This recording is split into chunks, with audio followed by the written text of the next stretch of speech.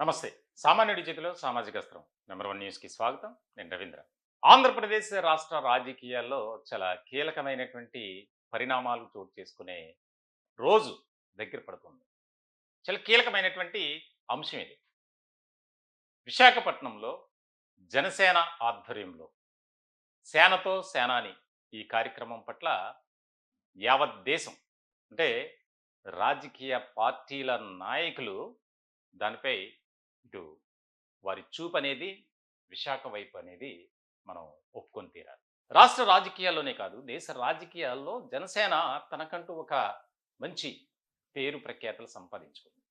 ఇటువంటి క్రమంలో విశాఖలో జరిగే ఆ మీటింగ్ ఏదైతే ఉందో ఆగస్టు 30వ తేదీ అంటే మరికొద్ది గంటల్లోనే దీనికి సంబంధించి సేనాని సేనతో ఏం చెబుతున్నారు, ఏమి దిశానిర్దేశం చేయబోతున్నారు, వారికి ఏ రకమైనటువంటి ఒక మనోనిబ్బరాన్ని కలగజేయబోతున్నారు అనేది ఇక్కడ కీలకమైనటువంటి పాయింట్గా మారింది. చాలా ముఖ్యమైనటువంటి అంశంగా వారు తీసుకున్నారు దీన్ని.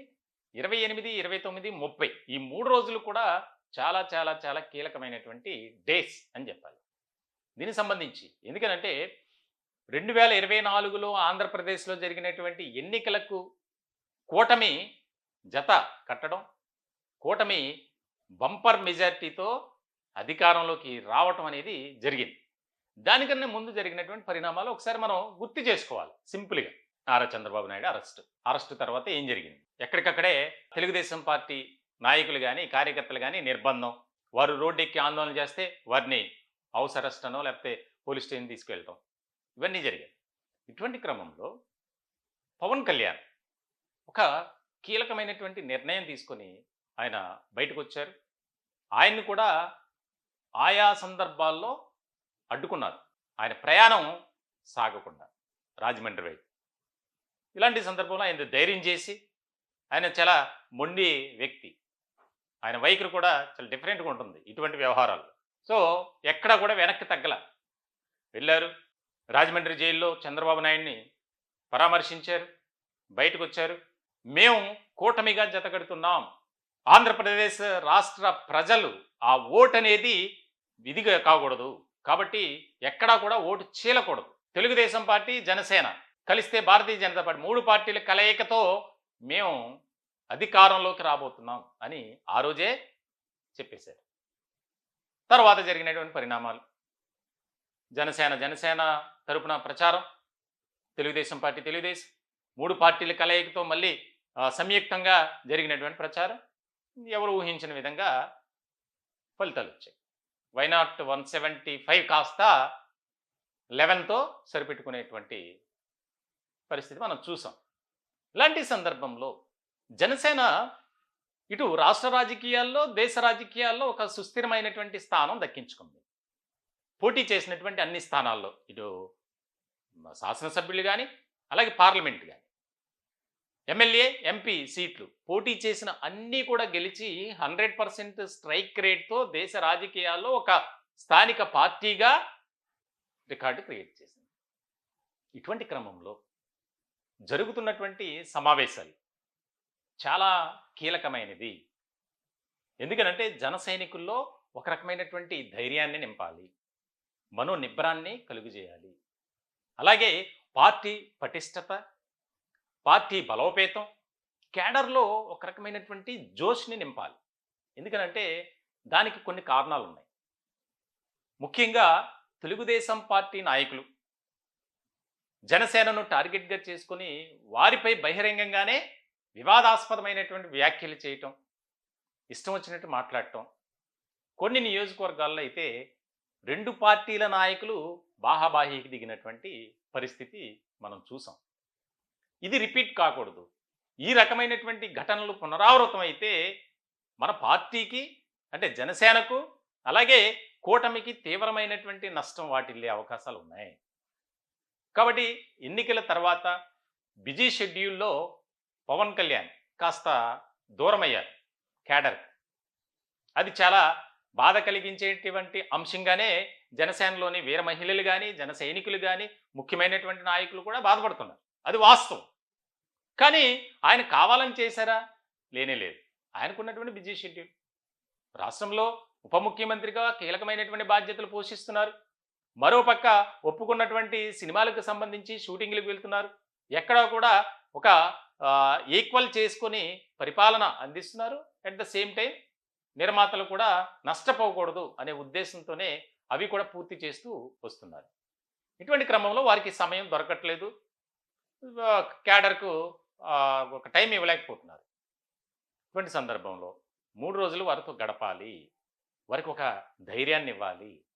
సేనతో సేనాని ఏ రకమైనటువంటి విధానంతో ముందుకు వెళ్తారు అనే దాని మీద ఇప్పటికే దాదాపుగా విశాఖపట్నంలో ఆ స్టేడియంలో 15-20 వేల మధ్య ఒక రకమైనటువంటి జనాలు పడతారు. ఇప్పుడు ప్రతి ఒక్కరికి ఆహ్వానాలు వెళ్ళాయి. దానికి సంబంధించి ఒక ముఖ్యమైనటువంటి అంశం ఏంటంటే 30వ తారీఖున జనసేనాని పవన్ కళ్యాణ్ సేనకు ఏ రకమైనటువంటి మెసేజ్ ఇవ్వబోతున్నారు అనేది. 2011, 2014లో అదే స్టేడియంలో జరిగినటువంటి సమావేశాల్లో చాలా కీలకమైనటువంటి వ్యాఖ్యలు చేశారు. నేను సినిమా ప్రపంచానికి పరిచయం చేసినటువంటి ప్రాంతం విశాఖ అని చెప్పి. అలాగే ఆ పార్టీ జనసేనను స్థాపించిన తర్వాత మొట్టమొదటి మీటింగు అదే స్టేడియంలో. అలాగే 2014లో జరిగినటువంటి సమావేశం.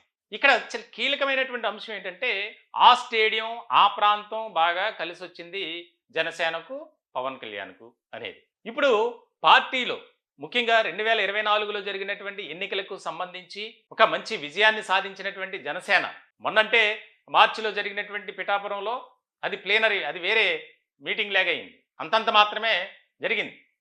అది ప్రయారిటీ కూడా ఇవ్వాల, ఏదో కార్యక్రమం కాబట్టి చేయాలి అనుకున్నారు జనసేన. కానీ ఇప్పుడు ఈ సమావేశాలు చాలా కీలకం కాబోతున్నాయి. రాబోయే రోజుల్లో జనసేనకు ఇది ఒక బూస్టింగ్ అని చెప్పుకోవాలి. రాజకీయ వర్గాలు ఇదే చర్చ జరుగుతుంది. ఎందుకనంటే అధికారంలోకి వచ్చిన తర్వాత మొట్టమొదటి మీటింగ్ విశాఖ, ప్లేనరీ తీసేస్తే పక్కన పెడితే. అంటే విశాఖపట్నం ఆయనకు సెంటిమెంట్గా కూడా చూస్తున్నారు పవన్ కళ్యాణ్. అదే స్టేడియం, అదే ప్రాంతం. 2011లో ఒక పుస్తకాన్ని విడుదల చేసినటువంటి సేనాని పవన్ కళ్యాణ్ అక్కడ ఉద్దేశించి ప్రజలను మాట్లాడారు. మరొక మీటింగ్లో కూడా ఇప్పుడు చాలా కీలకం కాబోతుంది. అంటే దాదాపుగా 11 ఏళ్ల తర్వాత ఆ ప్రాంతంలో ఆయన మాట్లాడబోతున్నారు. ఏ రకమైనటువంటి దిశానిర్దేశం చేయబోతున్నారు.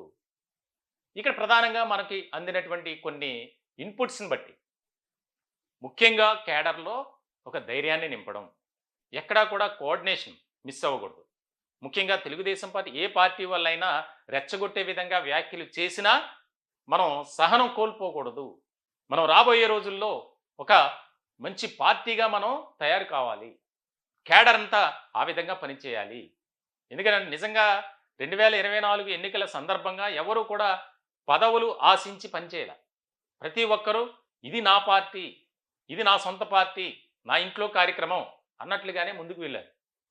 సో ఇలాంటి సందర్భంలో అక్కడ కొంతమంది కళాకారులను అభినందించడం, సన్మానించడం, అలాగే పార్టీ కోసం కష్టపడిన వారిని ఐడెంటిఫికేషన్ చేసి అందరూ కష్టపడ్డారు, కానీ ఇంకా అంతకు మించి కష్టపడిన వారిని కూడా మనం గౌరవించుకోవాలి అనే విధంగా.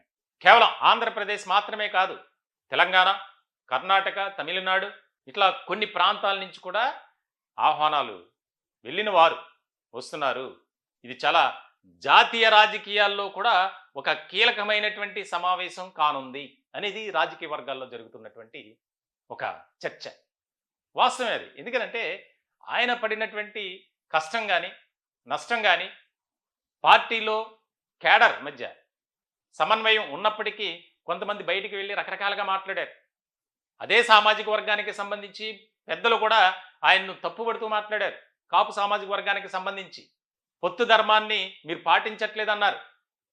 అలాగే 21 సీట్లకి ఏంటి, జనసేనలో మనుషులు లేరా, నియోజకవర్గ స్థాయిలో బలమైనటువంటి అభ్యర్థులు లేరా, ఎందుకు మీరు తలొగ్గుతున్నారు, మీరు ఒప్పుకోవద్దు అని ఆ సమయంలోనే వారి మీద మధ్య ఒక క్లాష్ క్రియేట్ చేయడానికి ప్రయత్నం చేశారు చాలామంది. అయినా సరే పవన్ కళ్యాణ్ ఎక్కడా కూడా వెనక్కి తగ్గల. కాబట్టి చాలా కీలకం కాబోతుంది 30వ తేదీ సమావేశం. మరికొద్ది గంటల్లోనే దీనికి సంబంధించి సేనాని కోసం ఆయన ఏం చెబుతారా అని ఎంతో ఆతృతతో, ఆసక్తితో ఒక దీంతో ఎదురు చూస్తున్నటువంటి పరిస్థితి. మొత్తానికైతే విశాఖపట్నం అంతా ఎక్కడ చూసినా సేనతో సేన అని ఫ్లాగ్సే, జనసేన జెండాలే, ర్యాలీలు, కార్ ర్యాలీ, బైక్ ర్యాలీలు, ఎయిర్ బెలూన్స్. ఇదే సందర్భం. మొత్తానికైతే రాష్ట్ర రాజకీయాల్లో ఇదొక కీలకమైనటువంటి మలుపుగా, పరిణామంగా మనం చెప్పుకొని తీరాలి. ఒక్క రాష్ట్రానికి సంబంధించి మాత్రమే కాదు, జాతీయ రాజకీయాల్లో కూడా చాలా కీలకమైనటువంటి పరిణామాలు చోటు చేసుకునే అవకాశాలు కనిపిస్తున్నాయి. మా పార్టీలో ఉన్నటువంటి ఒక ఏదైతే స్ట్రెంగ్త్ ఏదైతే ఉందో దాన్ని బహిర్గతం చేయటం కూడా ఇక్కడ ముఖ్యమైనటువంటి అంశం. ఎందుకంటే అధికారంలోకి వచ్చిన తర్వాత తెలుగుదేశం పార్టీ వారు చేస్తున్నటువంటి, అంటే కూటమి చేస్తున్నటువంటి కార్యక్రమాల్లో భాగంగా తెలుగుదేశం పార్టీ వ్యక్తిగతంగా వెళ్ళింది ప్రజల మధ్యకు, కానీ జనసేన వెళ్ళాల. ఇప్పుడు ఆ కార్యక్రమానికి కూడా శ్రీకారం చుట్టబోతున్నారు. ఎలాగో అనౌన్స్ చేశారు పవన్ కళ్యాణ్. వాస్తవానికి ఒకరోజు మధ్య గ్యాప్, ఆయన జన్మదినం సెప్టెంబర్ 2వ తేదీ, దానికి సంబంధించి కూడా ఒక మెసేజ్ అనేది ఇస్తారు. ఖచ్చితంగా మన బాస్ బర్త్డే వేడుకలు కూడా మనం చేయాలి అని జన సైనికులు కానీ వీర మహిళలు కానీ ఎంతో ఆనందంగా సంతోషంగా ఉన్నారట. ఎందుకంటే రాష్ట్ర రాజకీయాల్లో విప్లవాత్మకమైనటువంటి మార్పులు తీసుకొచ్చినటువంటి వ్యక్తిగా పవన్ కళ్యాణ్ ఒక రికార్డు క్రియేట్ చేసినటువంటి వ్యక్తి. ఆ సమయంలో చంద్రబాబు నాయుడు అరెస్ట్ అయ్యి జైల్లో ఉన్నప్పుడు ఆయన వ్యక్తిగతంగా నాకెందుకులే అని ఊరుకుంటే ఈ పరిస్థితులు ఉండేవి కాదు, మళ్ళీ వైఎస్ఆర్సీపీనే అధికారంలో ఉండేది అనేది అందరికీ తెలిసినటువంటి విషయమే. కానీ ఆయన ఆ రకంగా ఆలోచించలా. ఎక్కడా కూడా మనం ఏం చేయాలి, వైఎస్ఆర్సీపీని గద్దె దించాలి, దానికి మనం ఎంతైనా డౌన్ఫాల్ అయినా తప్పు లేదు, ఎవరో ఏదో అనుకుంటే నాకెందుకు అనుకున్నారు. నిజంగా అలాగే వెళ్ళారు. 21 స్థానాల్లో అద్భుతమైనటువంటి విజయాన్ని సొంతం చేసుకుంది. 2 పార్లమెంటు స్థానాల్లో మాకు ఇన్ని కావాలి అన్ని కావాలని గొడవ చేసినటువంటి సందర్భం లేదు. నామినేటెడ్ పోస్టుల విషయంలోనే తెలుగుదేశం పార్టీ జనసేన మధ్య, కేడర్ మధ్య అధినేతలు బాగానే ఉన్నారు, కానీ కొంత ఎవరికైనా బాధ ఉంటుందిగా, కష్టపడి పనిచేసాం మాకు గుర్తింపు లేదని. అలాగే కొవ్వూరుకు సంబంధించినటువంటి రామారావు ఆయన బయటకు వచ్చి ఆయన ఆందోళన తెలియజేశారు. అలా చాలా చోట్ల ఉంది. సరే, అది వేరే విషయం. కానీ ఇప్పుడు విశాఖలో జనసేనాని పవన్ కళ్యాణ్ సేనతో ఏ సందేశం ఇస్తున్నారు, ఎలా మాట్లాడతారు, ఎలా దిశానిర్దేశం చేస్తారు, ఎటువంటి ఆదేశాలు ఇస్తారు అనేది చాలా కీలకమైనటువంటి పరిణామంగా, అంశంగా మారింది. ఈ టాపిక్పై మీ అభిప్రాయాలు కామెంట్ రూపంలో తెలియజేయండి. దయచేసి మా ఛానల్ని సబ్స్క్రైబ్ చేసుకోండి. ఇంకొక ముఖ్యమైనటువంటి విషయం, నెంబర్ 1 మీడియా సంస్థలు మా చైర్మన్ శ్రీ మంచాల సాయి సుధాకర్ నాయుడు గారు ఆధ్వర్యంలో నెంబర్ 1 ఓటీటీ అనేది మీ ముందుకు రాబోతుంది. దానికి సంబంధించి ప్లే స్టోర్ నుంచి కానీ యాప్ స్టోర్ నుంచి కానీ దాన్ని డౌన్లోడ్ చేసుకుంటే అనేక కేటగిరీల్లో ముఖ్యమైనటువంటి అంశాలు, విషయాలు విద్యార్థులకు, చిన్నారులకు, అలాగే రైతులకు, మహిళలకు, అన్ని వర్గాల ప్రజలకు అనేక విషయాలు ఆ యొక్క నెంబర్ 1 ఓటీటీలో అందుబాటులో ఉంటాయి. మీరు దయచేసి నెంబర్ 1 ఓటీటీని ఇప్పుడే డౌన్లోడ్ చేసుకోండి. Thank you.